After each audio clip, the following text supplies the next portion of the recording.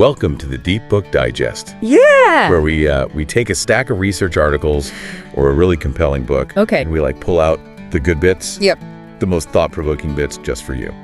I like to think of it as a shortcut to being well-informed without having to actually read the book. Exactly. And today we're diving into J.D. Vance's Hillbilly Elegy. Okay. Which, it's a good one. It is. Yeah. It's a memoir that really kind of shook things up when it came out. It did. And it's a personal story, but it's also this incredibly raw look into the white working class in Appalachia. It's a part of America that most people just don't understand or have a really stereotyped view of. Yeah. And Vance, he doesn't hold back at all. No, he does not. So can you give us the quick rundown for anyone who hasn't read it? What's at the core of Hillbilly Elegy? So it's basically Vance's own story. Right. Starting with his childhood in Jackson, Kentucky. Okay.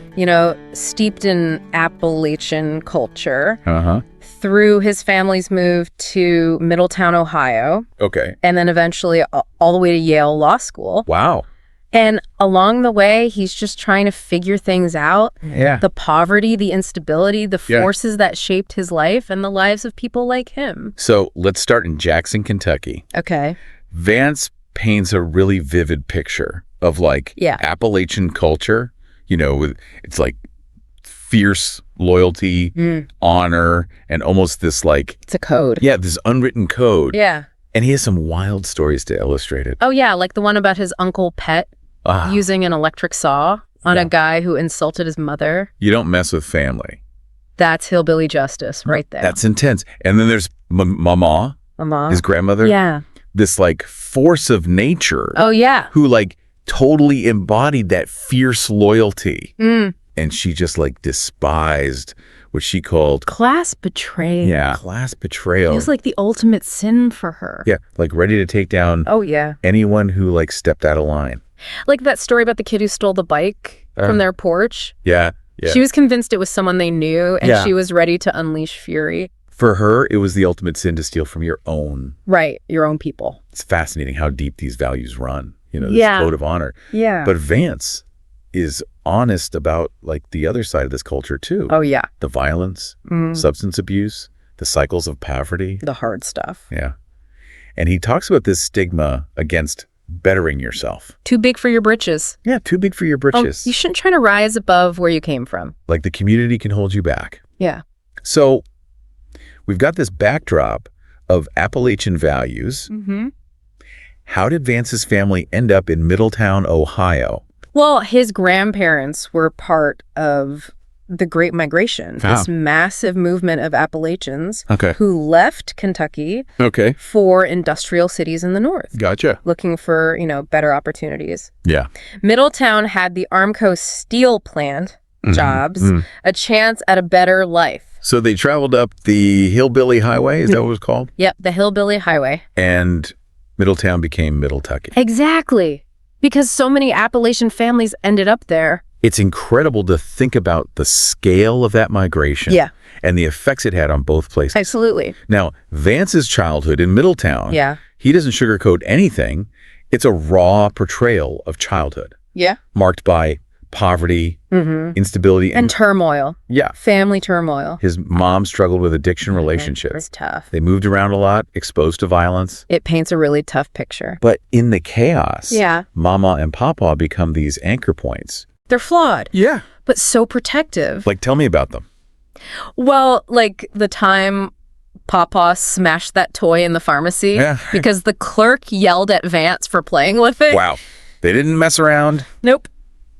But they were fiercely protective of their own. Absolutely. And they believed in education as a way to a better life. Yeah. But they didn't quite know how to guide him. Yeah. Toward it. Yeah. There's that story about Vance being confused by multiplication. Oh, yeah. In first grade. Yeah.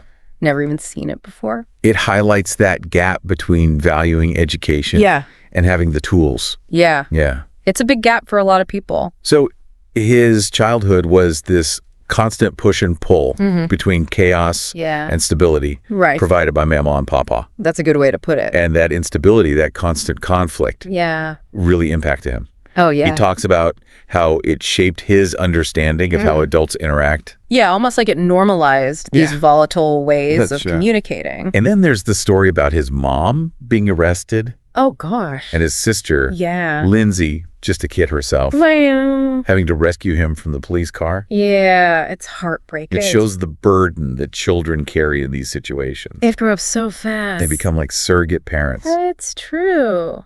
And this brings us to one of the most powerful themes. Okay. This idea of cycles of poverty and learned helplessness. Learned helplessness. So break that down for us. Right. What does that mean? Basically, it's this idea that poverty, instability, trauma can become like ingrained, like a learned behavior passed down through generations. Like you believe you can't escape your circumstances no matter what you do. Yeah, like you have no control over your own life. And Vance uses his mom as an example. Yes, he does. Right. He talks about how smart she was, how capable. Right. But despite working multiple jobs, she always struggled financially. Yeah. Like she couldn't break free from these ingrained patterns. And it wasn't just about the money. Right. It was about feeling trapped. Yeah. Like the system was rigged. Exactly. And there's no point in trying. Yeah, that feeling of hopelessness. So we're seeing these cycles of poverty, this learned helplessness.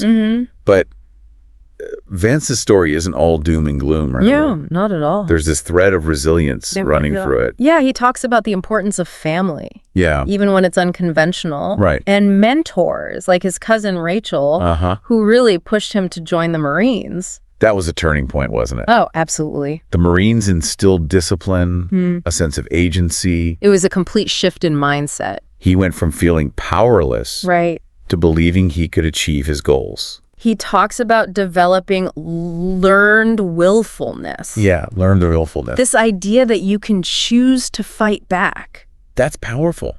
It is. So the Marines were this powerful force shaping him. But what about education? We know he goes to Yale Law School. Oh, yeah.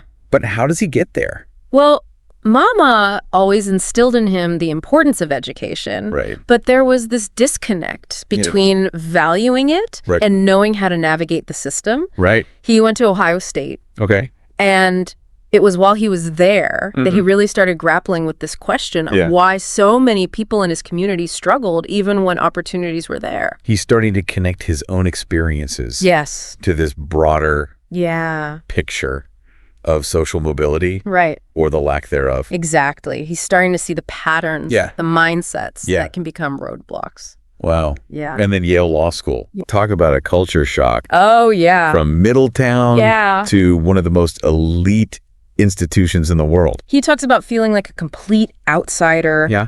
His classmates were from wealthy backgrounds. Right. Their parents were doctors, lawyers, politicians. A whole different world. It is a level of privilege he had never imagined. Yeah. And then there was that professor who actually suggested that Yale shouldn't accept people from state schools. Wow.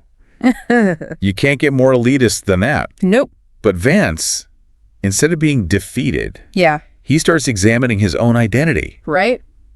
Like, he's both proud of where he's from and aware of the limitations it's imposed. That's insightful. And he starts to understand the power of social capital and networking. Something he hadn't really been exposed to before. It's like he's uncovering this hidden currency that operates in these elite circles. It's a whole different set of rules. Yeah. Yeah, it's like he's realizing that success isn't just about hard work and smarts. Right. It's also about who you know, the connections you have. Right, right. The information that flows through those networks. And he gives some really specific examples from his time at Yale. Like the advice he got from Amy Chua. Oh, Battle Hymn of the Tiger Mother. Yeah, the author of Battle Hymn of the Tiger Mother. Right. About the Yale Law Journal and the importance of clerking for certain judges. He's learning the unspoken rules. Yeah. This whole hidden curriculum of success. And that's not taught in textbooks. No, not at all. And he's realizing that it's not a level playing field. Right. People from disadvantaged backgrounds often lack access to these networks. It perpetuates these cycles of poverty and inequality. It makes you think about how to level the playing field. Yeah. How to create more opportunities for everyone. Regardless of background. All right, so Vance is at Yale. navigating this new world. Yeah.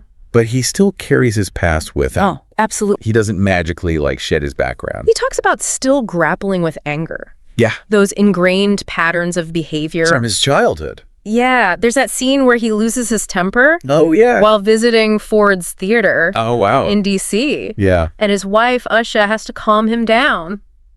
It's like those patterns are hard to break.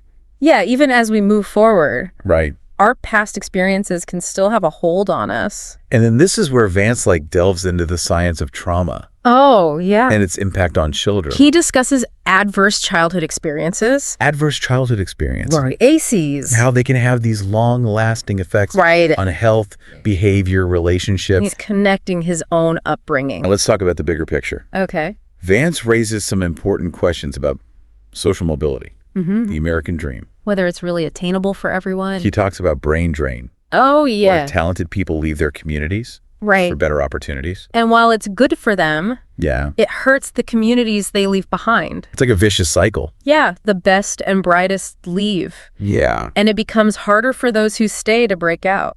It's a tough issue. No easy answers. But it's a conversation we need to have. As a society. How do we create opportunities for everyone? Regardless of where they come from? How do we invest in struggling communities? Help them thrive. Vance's analysis of the cultural factors that contribute to these challenges. Yeah. He's not just talking about economics. Right. It goes deeper. It's about beliefs and behaviors. That can hold people back. He talks about learned helplessness. That feeling that you have no control. Like you're a victim of circumstance. Yeah, and he contrasts it with learned willfulness. That he got from the Marines. Taking responsibility, overcoming challenges. Mindset matters. It does. Believing you can change your circumstances. As that first step.